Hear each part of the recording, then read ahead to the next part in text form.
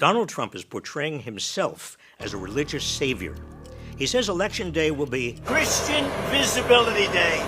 Trump has repeatedly compared his criminal trials to the crucifixion of Jesus, promoted videos calling his re-election, quote, the most important moment in human history, and that describe him as a divinely appointed ruler.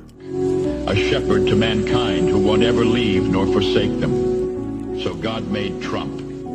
He claims to be a holy warrior against an imaginary attack on Christianity. They want to tear down crosses, but no one will be touching the cross of Christ under the Trump administration. I swear to you.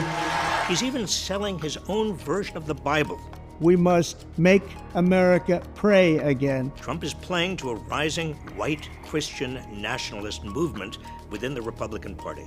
I say it proudly, we should be Christian nationalists. Christian nationalists believe that the law of the land is not the Constitution, but instead the law of God, as they interpret it. Trump's supporters are increasingly overt in their calls to replace democracy with a MAGA theocracy. The church is supposed to direct the government, and I'm tired of this separation of church and state junk. We're meant to be a Christian nation. We should be a Christian nation. Welcome to the end of democracy. We're here to overthrow it completely. We didn't get all the way there on January 6th, but we will endeavor to get rid of it and replace it with this right here. That was a cross he was holding. The idea that the will of voters is irrelevant because God has anointed Trump was a recurring message in the efforts to overturn the 2020 election. Because it is not Joe Biden that rules this country. Jesus Christ is the king of everything in this world. Christ is king! Christ is king! Christ is king! In previous videos, I've highlighted how MAGA Republicans have embraced core elements of fascism. The combination of fascism and Christian nationalism is called Christofascism, a term first used half a century ago by the theologian Dorothy Zola. Fascists rise to power by characterizing their opponents as subhuman. Christofascists take it a step further by casting opponents as not just subhuman, but actually demonic. People like Nancy Pelosi, she's a demon. Framing opponents as enemies of God makes violence against them not only seem justifiable, but divinely sanctioned and almost inevitable. We are going to put on the armor of God.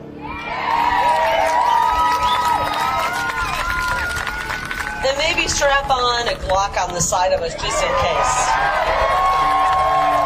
When we take power, they need to be given the death penalty. And these people that are suppressing the name Christ and suppressing Christianity, they must be absolutely annihilated when we take power. Christofascists want to strip away a wide range of rights Americans take for granted.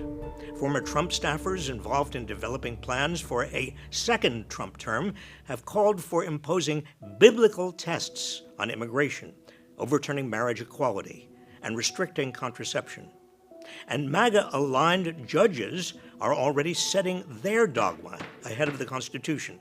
In his concurring opinion on the case that declared frozen embryos are people, Alabama Supreme Court Chief Justice Tom Parker cited God more than 40 times and quoted the book of Genesis and other religious texts. Nothing could be more un-American than the Christian nationalist vision. So many of America's founders came here as refugees seeking religious freedom. The framers of the Constitution were adamant that religion had no role in our government. The words God, Jesus, and Christ don't appear anywhere in the Constitution.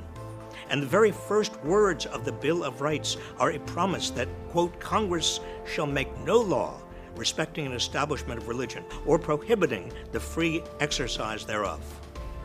Christofascism, or any religion-based form of government, is a rejection of everything America has aspired to be, a secular, multiracial society whose inhabitants have come from everywhere, bound together by a faith in equal opportunity, democracy, and the rule of law. Beware.